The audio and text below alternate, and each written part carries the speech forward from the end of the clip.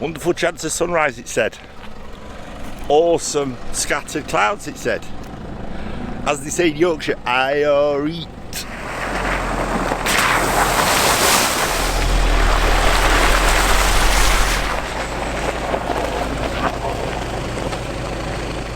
I know where I am, but I don't know where I am, if you know what I mean. So, up there is Home Moss, where you saw me at the beginning. And if I've got my bearings right, just over the crest of this hill should be a little reservoir. Now, we've got options here now.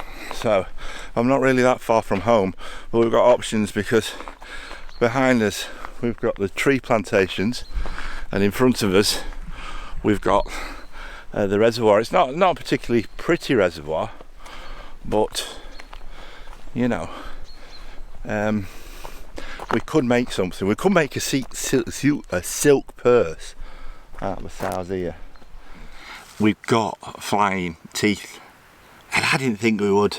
And they're biting me, and I haven't got any protection. Oh. They really are driving me mad. I can't believe it. You know, after doing this for how many years, and knowing that we're next to a body of water with trees at sunrise, it's just that in this area I've never known it as bad.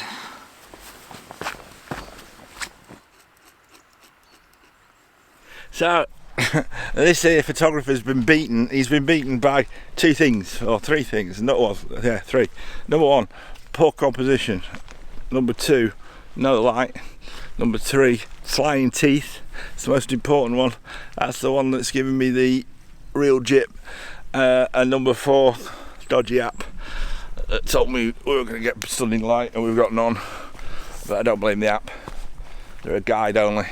But I do blame these flying teeth, and I do blame my own stupidity for not coming out with protection. I just didn't think. Yeah, so they are still biting, but I don't care. They're not as bad as they were down at the reservoir, but there's hundreds of them. What they do is they find you and then they chase you. So I was going to talk to you. If anybody follows me on YouTube, or did do in the past, or are new, back in 2016, I think 2017, the channel took off, and you know, if I was going to do YouTube as a business, then maybe then that was the time to do it. But young children, my little lad said to me, you know what, Dad, you're always editing, and I thought, you know, there's more important things in life than YouTube. So I took a break, and the way the algorithm works is it don't like you taking a break. YouTube wants you to churn out stuff week after week after week.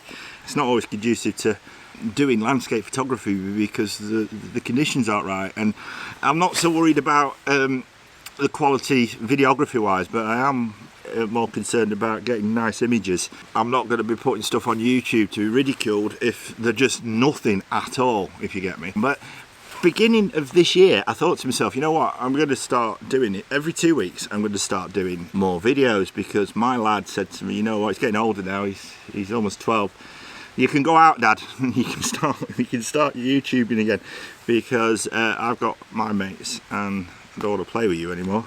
But so yeah, at the beginning of the year I thought, right, and what can I do that's interesting for me? And it was to get out with people that I enjoy as photographers and who inspire me, and one of them was James Bell.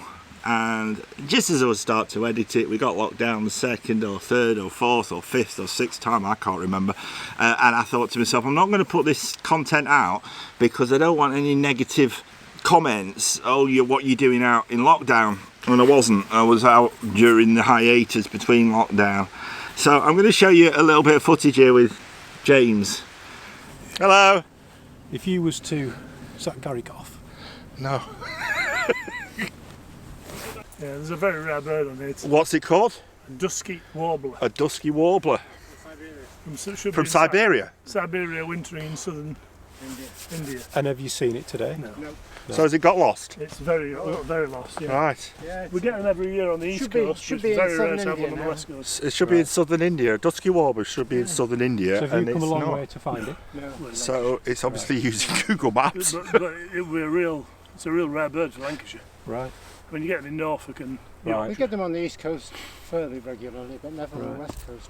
So we came to have a look, but it's a needle in a How big is haystack. it? So it's a needle in a haystack, is a it? little brown job. Yeah. Oh, and it doesn't tend to show itself. Skull ceramic. So there we are. Right, we'll be on See our you way. later. Okay. Awesome. Have a good Awesome. day. Good luck finding it. So we're just on Crosby Beach now, which is just above Liverpool, which is just down there, and we've got Thornby and Ainsdale to the north, where we've just been. This is a great west-facing beach where you get nice sunsets over here on fortunate days. There seems to be some nice colour up on the higher clouds now, but there's obviously, as is quite often the case, a bank of lower and middle cloud, which is maybe going to stop any colour coming through. But we could get lucky with these patches here, and you can obviously see these statues, which there was 100 of these Iron Men, which is a life-size cast of the artist Anthony Gormley's body, which is put across the beach.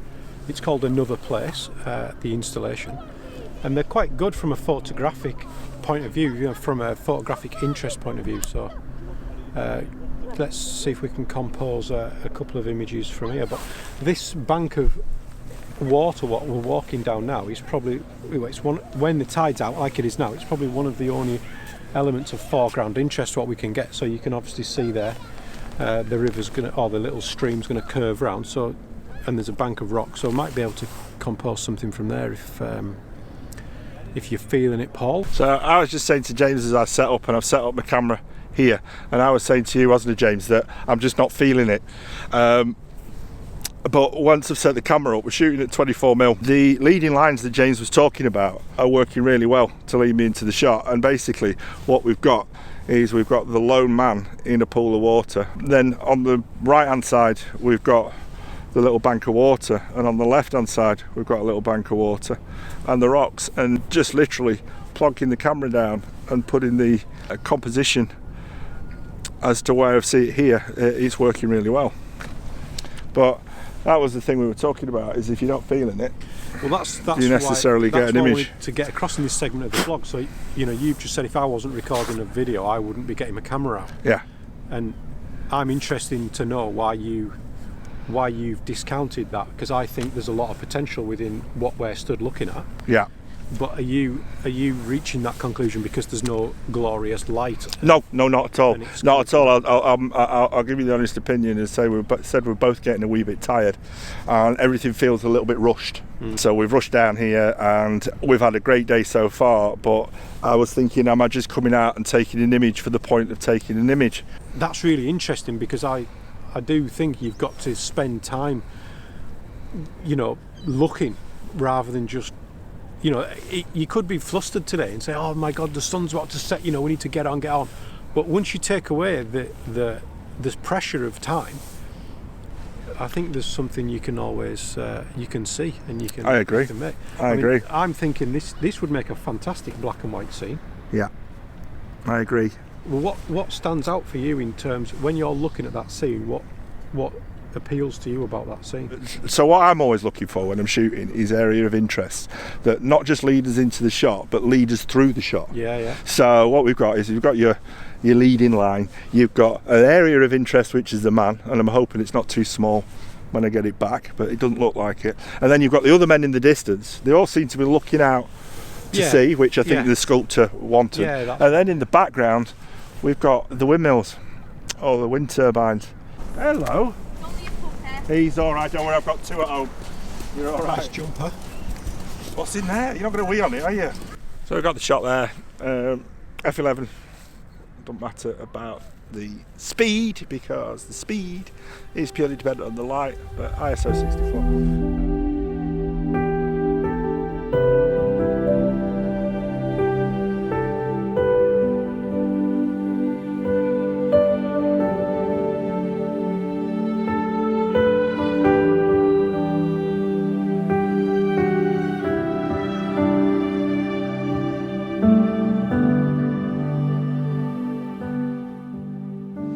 And that was a real, what do we call it, abridged version, because it would be a video on its own, but it's a wee bit out of context, and we didn't quite get the conditions that we wanted.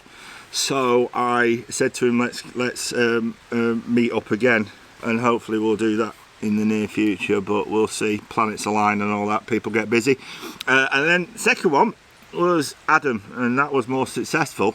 So this is me and Adam out shooting in Swaledale.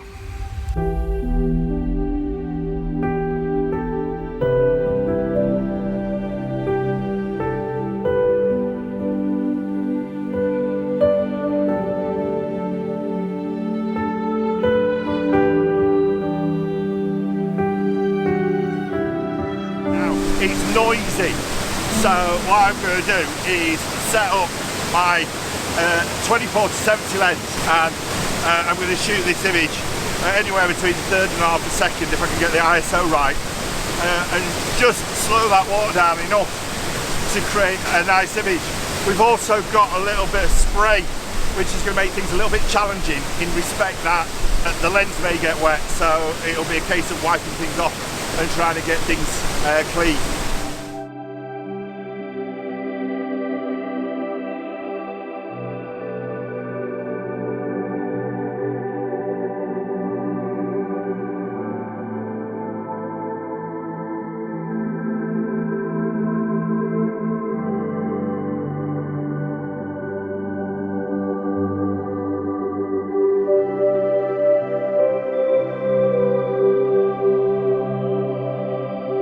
So I have brought you down here. It is noisy. Two shots. One is intimate shot into the water, or into the waterfall itself. Second shot is landscape, normal landscape orientation. Shooting wise, if you're worried about settings, ISO 64, f8, jobs are good.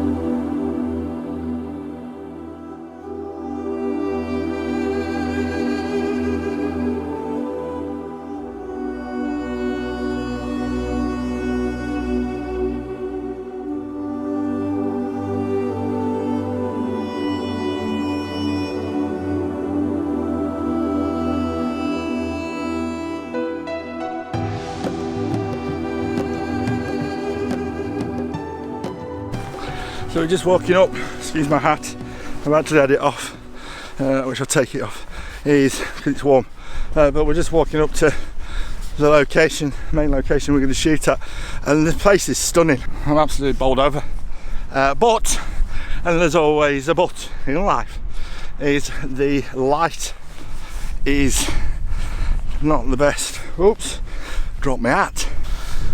Light's not the best, it's a little bit dull and a little bit rainy, but with light on the subject, this place would be absolutely awesome. But you make me do and you mend, if that makes sense. I'm following my mate here, and I don't know if we're going the right way.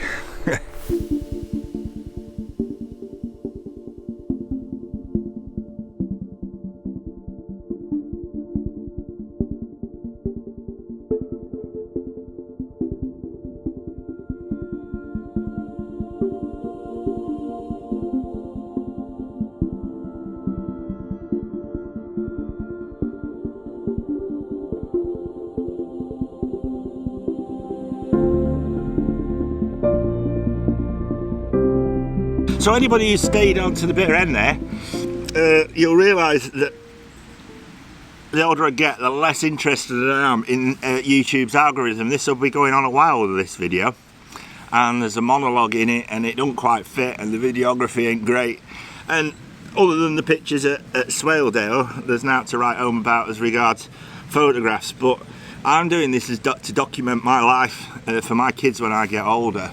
I'm 50 next, so it's rapidly approaching, but not to be a YouTube sensation, which is just as well, isn't it? That might have happened 4 years ago. But it's never been my, never, anybody who knows me, it's never been my driver. My driver is to come out, chat to you and get some mediocre shots. which we've got none today. So you might say, well, hang on a minute, lockdown finished months ago, Jono, and I've seen either area you've not been on Instagram and stuff like that. Well, life gets in the way. So unfortunately, my dad passed away 3.5 years ago, and we've been looking after my mum, and she's deteriorated gradually over the last 3 years. I think it was a broken heart and that dreadful thing that is dementia as well. And then over the last 3 months, gradual decline, 24-hour vigils, nighttime vigils, so many sleepless nights, and she passed away 3 weeks ago. And yeah, and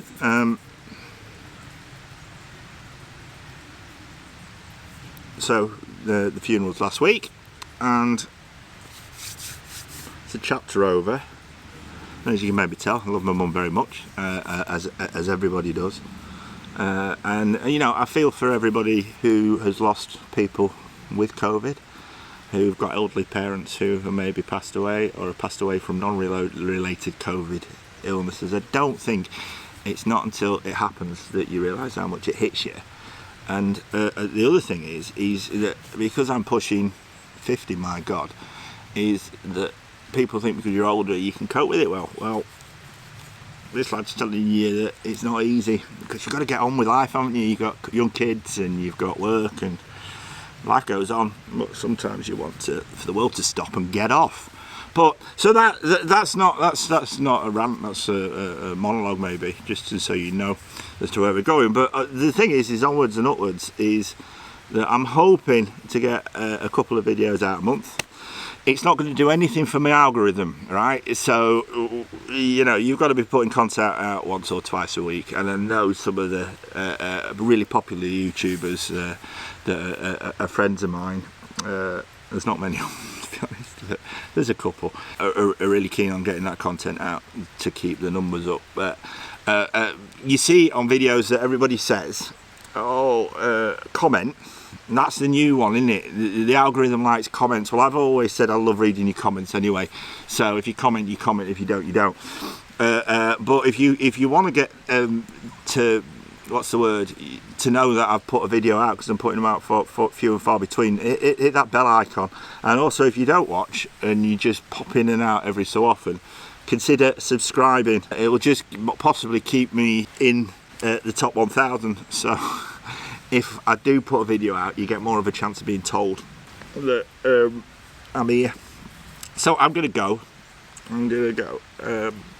Nice talking to you. Thanks for watching.